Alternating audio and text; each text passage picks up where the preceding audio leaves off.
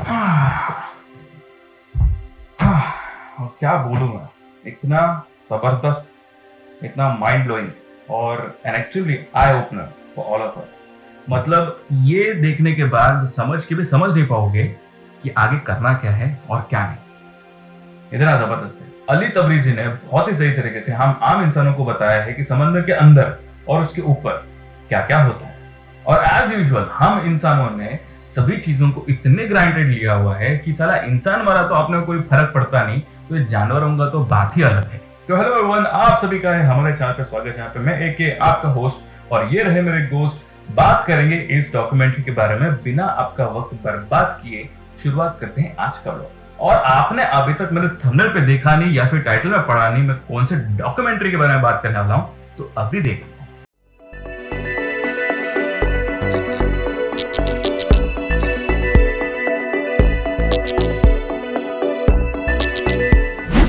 तो ये डॉक्यूमेंट्री देखने के बाद आप लोगों को पक्का ये याद आएगा, सर वो मेरी मछली का क्या हुआ? बस ये नहीं कह पाओगे। वो तो मैं खा गया। और ये डॉक्यूमेंट्री देखने के बाद मैंने डिसाइड कर दिया है कि आज से मैं मछली बिल्कुल नहीं खाऊंगा। ऐसे नहीं कि मैं पहले मछली बहुत खाता था, साल में एक बार या फिर 2 साल में एक बार ऐसे खाता था, लेकिन अभी से वो भी बंद। और मैं भी। जब खाना भी खाने की जरूरत है क्या, तो शायद ये व्लॉग थोड़ा लंबा हो जाएगा और मेरा टेम्पर थोड़ा सा लूज हो सकता है, तो माफ करो उस चीज के लिए। और मैं कोशिश करूंगा कि अगर कहीं पे भी गाली दे डालूं तो सेंसर कर दूं।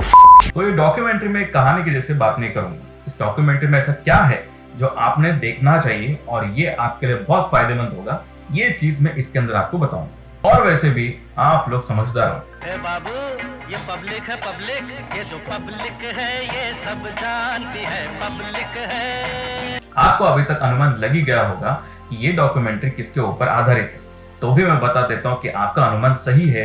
ये समंदर और समंदर में रहने वाले मछलियों के बारे में है, और सिर्फ उन्हीं के बारे में नहीं, तो उनके वजह से अपने पृथ्वी पे इनका असर क्या होता है और अभी कैसे कैसे ये इफेक्ट्स साइड इफेक्ट्स में बदल रही है, यही चीज इस डॉक्यूमेंट्री में आपको देखने मिलेगा। अब एक आम इंसान को मछली मंजे खाने वाली मछली ही पता है, बाकी सारी मछलियों के बारे में इतना जानकारी नहीं। और हाल ही में अपने भारत के उत्तर प्रदेश में कुछ लोगों ने मिलकर एक डॉल्फिन को मारा था।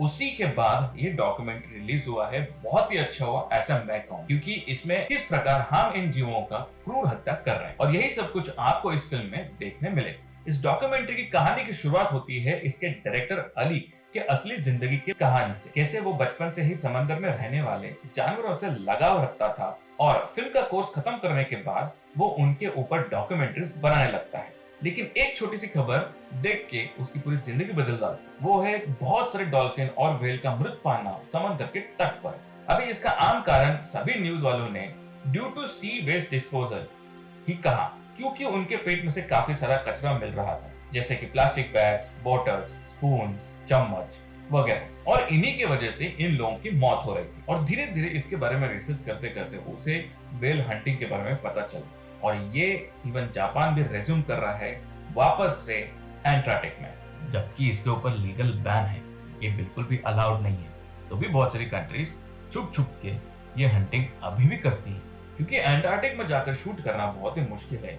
इसलिए रिसर्च करने के बाद उसे एक जगह के बारे में पता चलता है, और वो है ताइजी, जापान में। वहाँ पे बहुत बड़े प्रमाण में व्हेल और डॉल्फिन का हंटिंग होता है। और ऐसे समझ लो ताइजी एक ऐसा जगह है जहाँ पे आप पहुंचते ही अगर इसके बारे में उनको थोड़ी भी भनक लगे कि आप यहाँ पे मछलियों की डॉक्यूमेंट्रीज या फोटोशूट या फिर वीडियोस निकालने के लिए आए हो, तो वो आपके पीछे लग जाएंगे। मतलब ऐसे समझ लो आपको पकड़ के जेल में डालने के लिए भी आगे पीछे नहीं देखेंगे, क्योंकि वो गवर्नमेंट चाहती ही नहीं कि आप लोगों को, मतलब हम जैसे आम इंसान को, इनके बारे में पता चले कि वो लोग किस प्रकार से इनका क्रूर हत्या कर रहे हैं। वहां पे डॉल्फिन्स क्यों पकड़े जाते हैं और उन्हें क्यों मारे जाते हैं, इनके बारे में मैं आपको आगे बताऊं। उसी के लीड को फॉलो करते करते उसे ये भी पता चलता है कि यहाँ पे एक ब्लू फिश टूना का भी बहुत बड़ा मार्केट है। मतलब ऐसे समझ लो एक ब्लू फिश टूना 250 किलो का है। उस एक ब्लू फिश टूना का बाजार में रेट लगभग 1 करोड़ का है। क्या बात करते हो? क्या है वैसे? बताता हूँ। वहां से उसे पता चलता है कि बेचारे शार्क्स के भी फिन्स काटे जा रहे हैं और उसे चाइना में बेचे जा रहे हैं, जिसका ना के बराबर कोई न्यूट्रिशन वैल्यू है।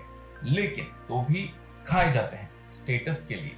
और फिन्स निकालने के बाद जो बचा कुचा शार्क है उसे वापस फेंका जाता है समंदर के अंदर। तो उसी का लीड फॉलो करते करते वो लोग पहुंच जाते हैं हांगकांग, लेकिन वहां पे उनके हाथ में कुछ खास चीज नहीं लगता, क्योंकि वहां की पब्लिक और वहां की माफिया उन्हें ज्यादा कुछ इंफॉर्मेशन पाने की इजाजत ही नहीं देती। लेकिन हमें ये फैक्टर्स अलग अलग रिसर्चर्स और सोशल वर्कर से पता चलता है कि काफी सारे मछली और शार्क्स भी बाय कैच में पकड़े जाते हैं। अभी बाय कैच क्या होता है? सिंपल है, दुकान में खरीदी करने के लिए कुछ और गए हो और लेकर कुछ और आते हो, तो माँ या बीवी क्या दोगी, ये क्या लेकर आया, वापस कर क्या? अभी वो एक चीज है तो उसे आप वापस दुकान में लेकर आ सकते हो, लेकिन यही एक जीते जागते मछलियों के साथ नहीं होता, क्योंकि एक बार उन्हें पानी से निकाल दिया तो उनकी सांसें चली गई। तो ऐसे ही मछली बहुत सारी और शार्क्स उन्हीं के साथ पकड़े जाती है। तो शार्क्स पकड़े गए हैं तो उनके फिन काट के तो बेचे जा सकते हैं, लेकिन जो बाकी के मछलियां हैं उन्हें बेचे नहीं जा सकते, तो उन्हें वापस मृत पानी के अंदर डाल दिया जाता है। बस इसी को बोलते हैं बाय कैच। अभी पहले मुझे ये सब चीज पता नहीं था, ये देखने के बाद ही मुझे पता चला, और मुझे ये भी पता है कि एक आम आदमी को ये सारी चीजें पता नहीं होती, इसलिए मैं यहाँ पे अपना थोड़ा वक्त डाल के आप लोगों को इजी वे में बता रहा हूँ। अब इसी बाय कैच में बहुत सारी तरुण मछलियां भी पकड़े जाती हैं। इसका मतलब क्या है कि वही तरुण मछलियां आगे बड़ी नहीं होती तो उनकी आगे ताकत नहीं बढ़ती, और उसी हिसाब से उनकी मछलियां कम होते जाती हैं। इन सभी मछलियों के बारे में जो मैं बात कर रहा हूँ वो 1 या 2, 10, 20, 30, 100, 200 नहीं है, वो हजारों की तादाद में है। इसी सब के कारण सिर्फ मछलियां ही नहीं तो अपने कोरल रीफ्स भी अफेक्ट हो रही है, और इन सब के कारण अपना समंदर मर रहा है। अभी बोलोगे वैसे भी उसका क्या फायदा, समंदर का पानी तो पीने लायक नहीं होता है, लेकिन उनमें रहने वाले अन्य जीवन तो हमारे पृथ्वी को बचाते हैं। जैसे कि हम सबको मालूम है कि हवा में ऑक्सीजन झाड़ और पेड़ से बनता है, और जितना भी कार्बन डाइऑक्साइड है वो अपने आप के अंदर सोख लेता है।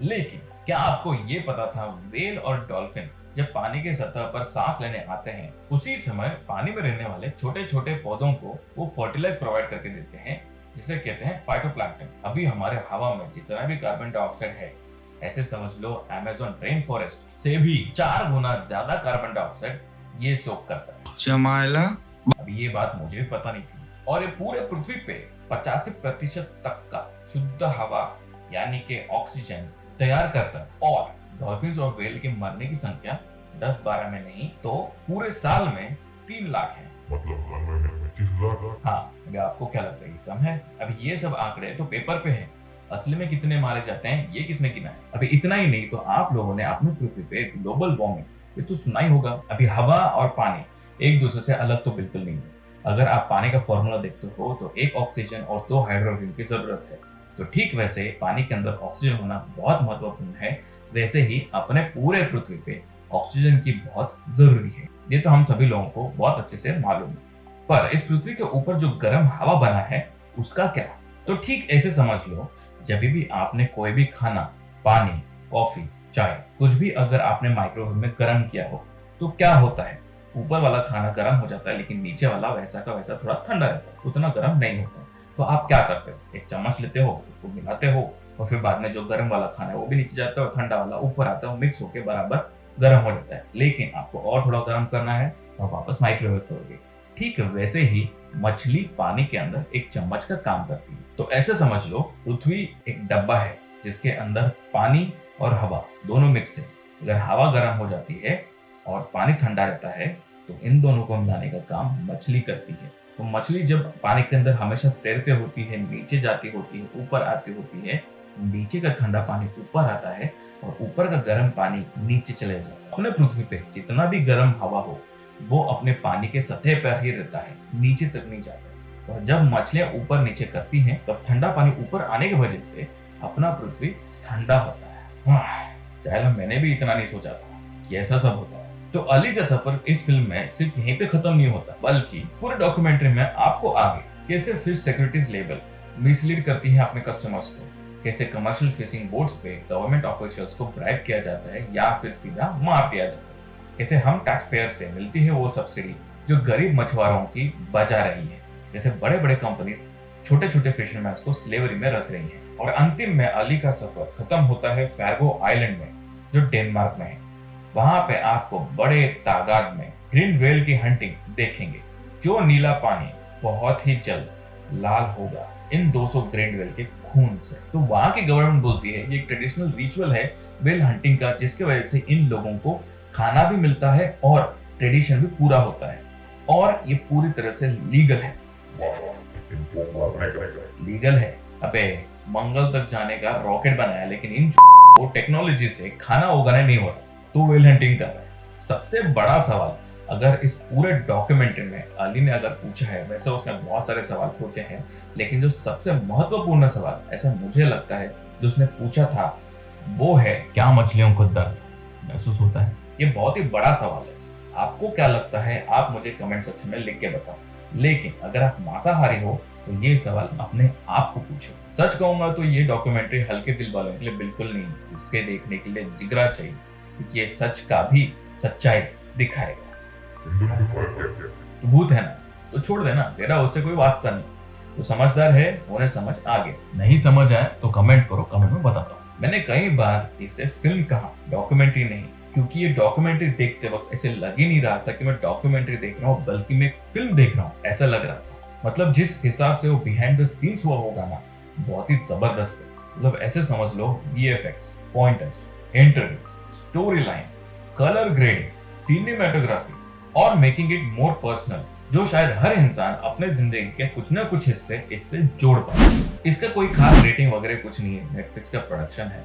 अगर मुझसे पूछोगे तो मैं इतना ही कहूंगा, बच्चों के लिए बिल्कुल भी नहीं है, बड़े आराम से देख सकते हैं, क्योंकि इसके अंदर बहुत सारा खून दिखाया है मछलियों का। लेकिन बच्चे आपको अकम्पनी करके देख सकते हैं, अगर पेरेंटल गाइडेंस है तो नो प्रॉब्लम। 1 घंटा 30 मिनट आपके कैसे जाएंगे आपको पता भी नहीं चलेगा। मतलब ये डॉक्यूमेंट्री बनाना इतना रिस्की है ना बॉस, कि वो ऐसे ऐसे जगह पे जाकर शूट किया है जहां से उसकी जान भी जा सकती है, और सिर्फ उसी की नहीं, तो जो कोई भी क्रू उसके साथ जा रहा है उन सबकी जान जा सकती है। लेकिन वो लोग अपने जान जोखिम में डाल के ये वाला डॉक्यूमेंट्री आपके सामने ला कर रखा है। और इतना ही नहीं, तो इसके अंदर बहुत सारे इन्फॉर्मेशन है। जब आप ये डॉक्यूमेंट्री देखते जाओगे तो बहुत सारा इन्फॉर्मेशन आपके आंखों के सामने से जाते रहेगा। इसीलिए मैंने कोशिश किया है इस व्लॉग के अंदर मैं आपको जितना हो सके उतना इन्फॉर्मेशन आपके सामने ला कर रखूं, और उसी वजह से ये व्लॉग थोड़ा लंबा हो गया। भाई इतना रिस्क लिया है तो मैं कहूंगा हमारा काम है इसे देखकर हम इन लोगों को सपोर्ट करें।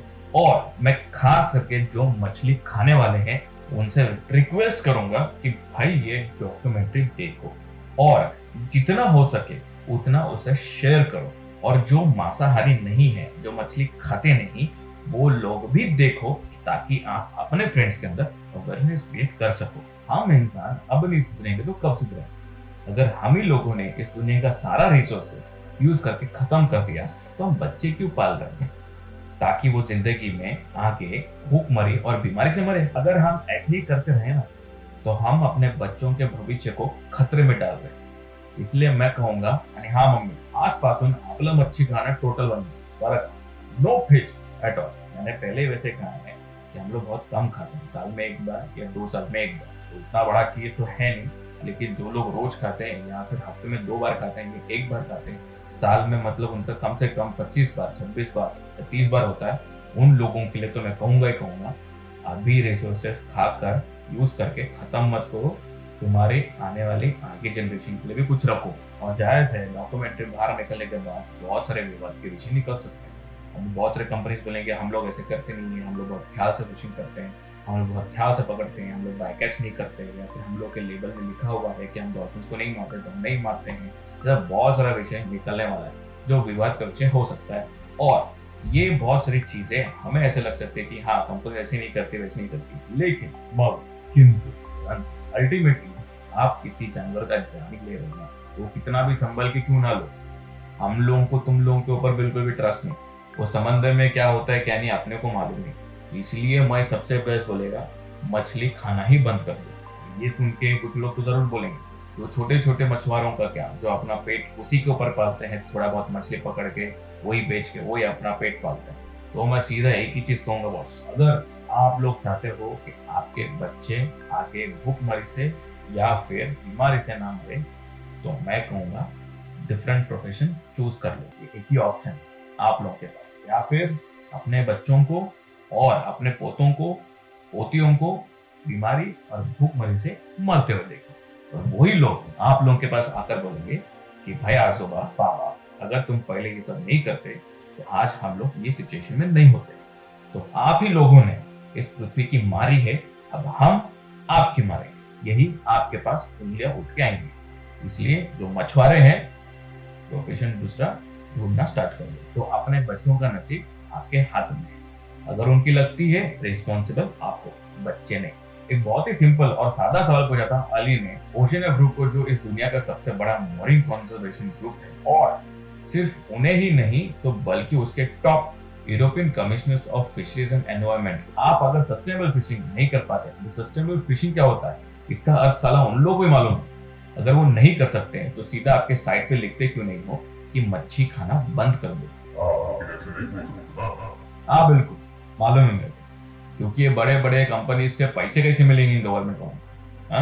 ठीक जैसे अपने भारत का प्रधानमंत्री जो गांधीवादी राज्य में से आता है, लेकिन इस कोरोना महामारी में भी उसने पहले क्या किया, दारू के ठेके और अड्डे खोल दिए, जिसका दूर दूर तक कोई वास्ता नहीं। अबे ये मेरे को पहले ये बताओ, गांधी भले गुजरात का क्यों ना हो, लेकिन उसने पूरे भारत का ही काम किया ना स्वतंत्र करने का।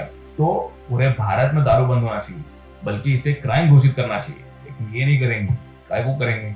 लेकिन जिसने अपने जिंदगी में दारू पिया है उसी का ही फोटो छाप के, उसी का ही नाम यूज करके दारू का व्यवहार कर रहे हो। जमाइला ये सालते का तुमका। अरे वो बेचारा गांधी जी कहीं से भी देखता होगा, ये बेचारा वही सोच के परेशान होता होगा कि मैंने पूरी जिंदगी में कभी दारू पिया नहीं, लेकिन ये सारे भारत के लोग मेरा ही फोटो छाप कर मेरे ही नाम के अंदर दारू का व्यवहार करके दारू से ही पैसा कमाते हैं। वाह क्या बात है। और फिर बाद में बोलने का गांधीवादी राज। वाह गोलमाल है भाई, सब गोलमाल है। प्रधानमंत्री जी, मुझे क्या बेवकूफ समझ रखा है? क्या बेवकूफ समझ रखा है मुझे? इतना याद रखना, हम सब समझ गया हूँ, और ये ज्यादा दिन नहीं चलेगा।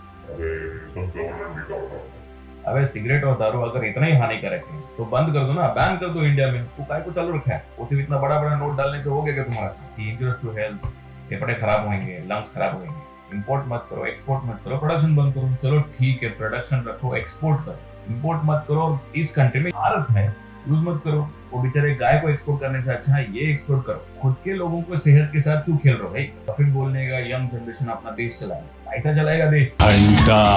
वो काला धन तो ला नहीं पाया, कम से कम लोगों के काले फेफड़े तो साफ कर। छाती फोड़ बाबू भैया तुम ठीक हो? मार साले का खोपड़ी तोड़। सही बोला तू। ये बंद करेंगे तो साला गवर्नमेंट का तिजोरी कैसे भरेगा? गवर्नमेंट का तिजोरी नहीं भरेगा, इन लोगों के जेब कैसे भरेंगे? इन लोगों के जेब नहीं भरेंगे तो ये लोग सांस कैसे लेंगे? अपना सांस बंद करेंगे। लेकिन गाना कुछ इंसान के अबे मेरे को ही नहीं, सबको मालूम है, सिर्फ येड़ा बनाए जाते हैं और येड़ा बनता है पब्लिक। जहाँ पे चाहिए वहाँ पे येड़ा बनता है, और जहाँ पे नहीं चाहिए वहाँ पे बड़ा शाना बनता फिरता है। बात कहाँ से शुरुआत हुई और कहाँ आकर खत्म? इसलिए मैंने बोला ना स्टार्टिंग में, गाली देगा सेंसर कर डालेगा। ये ऐसी सारी चीजें देख कर टेम्पर है हो जाता है। मेरे को मालूम है ये ब्लॉग लंबा हो गया, इसलिए मैंने पहले अपोलोजाइज कर दिया कि भाई इसमें बहुत सारी इन्फॉर्मेशन मेरे को बात करने का है और आप लोगों को बताने का है। इसलिए मैं अभी आपका ज्यादा वक्त आएगा नहीं और मैं ब्लॉग यहीं पे खत्म करेगा। तो बस इस ब्लॉग में इतना ही। तो अगर आप लोगों में से कुछ स्मार्ट लोग हैं जो ये सोच रहे हैं जो मैं आगे बताने वाला था कुछ चीजों के बारे में, वो मैंने अभी तक क्यों नहीं बताया, तो उन स्मार्ट लोगों को मैं ये जवाब दूंगा, अगर सारा चीज मैं बताएगा डॉक्यूमेंट्री को मेरा बाप जाकर देखेगा, इसलिए पहले जाकर डॉक्यूमेंट्री देखो और फिर आपको समझ में आ जाएगा। अभी चीज मैं नहीं बताएगा। चीटिंग करता है तू। बस इस ब्लॉग में इतना ही। अगर आपको ये ब्लॉग पसंद आया तो इसे लाइक, शेयर, और इस वीडियो में से अगर आपको कुछ मूल्यवान जानकारी या फिर थोड़ा सा एंटरटेनिंग लगा तो इसे जरूर सब्सक्राइब करें, बिल्कुल भी हिचकिचाने का नहीं। और सब्सक्राइब करने के बाद तुरंत वो घंटे का आइकन दबा दीजिए ताकि आप लोगों को मेरे नए नए वीडियोस के नोटिफिकेशन मिलते रहे। अगर आप लोग मेरे ब्लॉग पे नए हो या फिर मेरे दूसरे वीडियोस देखना चाहते हो तो ऊपर आई बटन आ रहा है, उसे क्लिक कर दो, या फिर एंड स्क्रीन पे उस वीडियोस के लिंक्स आएंगे, उसे क्लिक करके देख सकते हो। तो आपसे फिर मुलाकात होगी मेरे दूसरे ब्लॉग में, जहाँ पे मैं बात करूंगा कुछ दूसरे फिल्म या डॉक्यूमेंट्री के बारे में। टिल देन टेंशन लेने का नहीं, माँ बाप को परेशान करने का नहीं, बाजू वाले को बेवजह छेड़ने का।